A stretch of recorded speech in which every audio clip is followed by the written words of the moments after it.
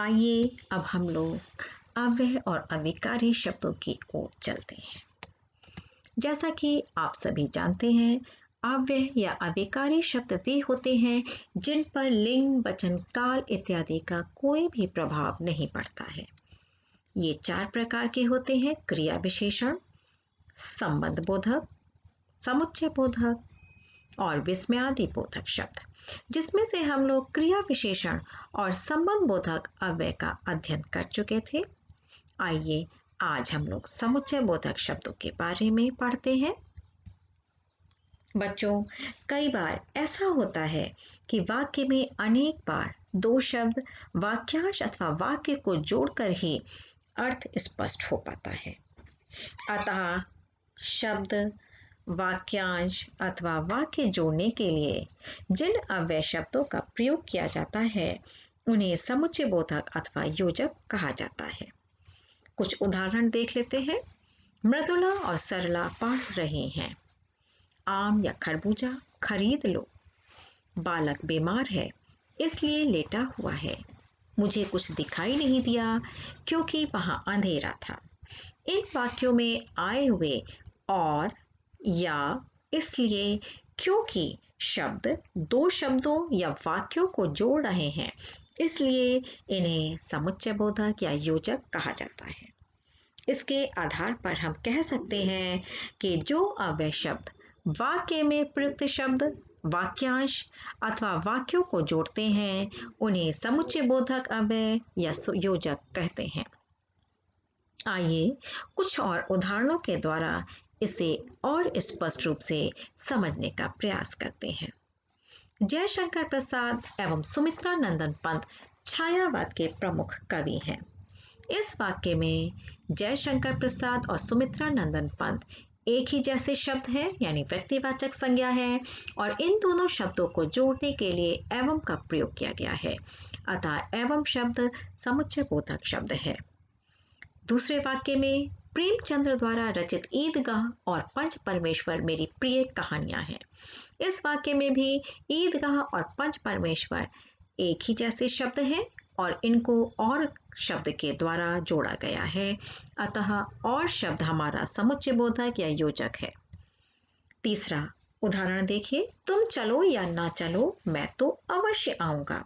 इस वाक्य में 2 में से किसी एक की स्वीकृति अथवा अस्वीकृति बताई जा रही है और या शब्द के द्वारा उसे जोड़ा जा रहा है, इसलिए या शब्द हमारा समुच्चय बोधक शब्द कहलाएगा।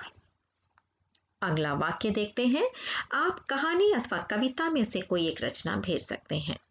इस वाक्य में भी कहानी, कविता में से कोई एक रचना भेजने की बात की गई है, यानी कहानी और कविता में से किसी एक की स्वीकृति की बात बतानी है और उसे अथवा शब्द के द्वारा जोड़ा गया है, इसलिए अथवा हमारा समुच्चय बोधक या योजक शब्द है।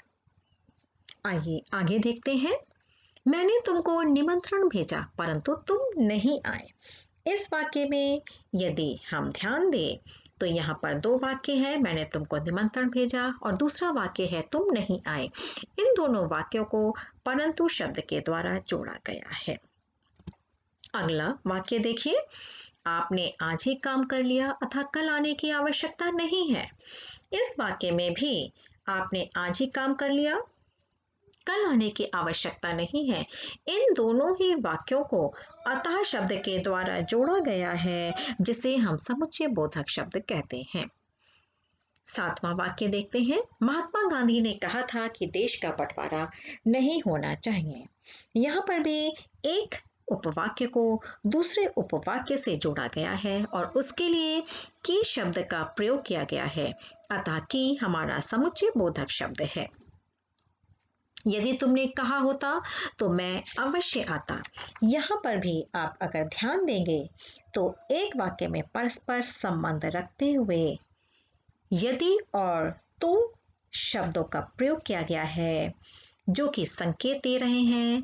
यदि कहा होता तो मैं अवश्य आता, तो इस प्रकार से यदि और तो 2 वाक्यों को जोड़ रहा है, जिन्हें हम समुच्चय बोधक या योजक कहते हैं। इस तरीके से एवं, और, या, अथवा, परंतु, अतः, कि, यदि, तो के साथ साथ तथा, नाना, चाहे, चाहे, अन्यथा, लेकिन, बल्कि, इसलिए, अतएव, क्योंकि, जो, मानो, अर्थात, ताकि, जिससे, यद्यपि, तथापि, भले, पर, अगर, तो आदि शब्द हमारे समुच्चय बोधक या योजक शब्दों की श्रेणी में आते हैं। बच्चों, उम्मीद है कि आपको समुच्चय बोधक या योजक अव्यय शब्द अच्छी तरीके से स्पष्ट हो गए होंगे।